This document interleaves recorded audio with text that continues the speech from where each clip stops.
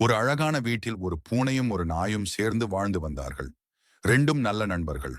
தினமும் ஒன்றாக விளையாடுவார்கள், ஒன்றாக சாப்பிடுவார்கள்.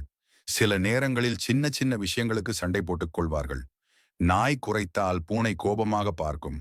பூனை சுளுக்கினால் நாய் ஓடிவிடும். ஆனாலும் சண்டை முடிந்தவுடன் மீண்டும் நண்பர்களாகி விடுவார்கள். ஒரு நாள் அந்த பூனை கன்சீவ் ஆச்சு. அப்போ இருந்து அந்த நாய் தான் பூனையை கவனமாக பார்த்து கொண்டது.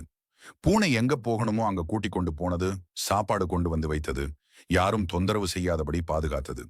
பூனைக்கு கஷ்டமா இருந்தபோது நாய் பக்கத்திலேயே இருந்து துணையாக இருந்தது. சில நாட்கள் கழித்து பூனைக்கு குட்டிகள் பிறந்தது. சின்ன சின்ன அழகான பூனை குட்டிகளை பார்த்து நாய் ரொம்ப சந்தோஷப்பட்டது.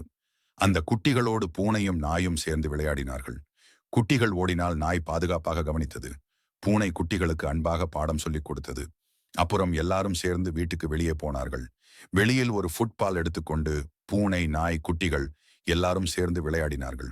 சிரிப்பு, ஓட்டம், சந்தோஷம் எல்லாம் அந்த இடம் முழுக்க நிறைந்தது. வெளியில் போகும்போது நிறைய பூனை நண்பர்களும் நாய் நண்பர்களும் அவர்களை பார்த்தார்கள். எல்லாரும் ஒன்றாக பேசினார்கள், விளையாடினார்கள், சந்தோஷமாக நேரத்தை கழித்தார்கள். அந்த நாள் முழுக்க மகிழ்ச்சிதான்.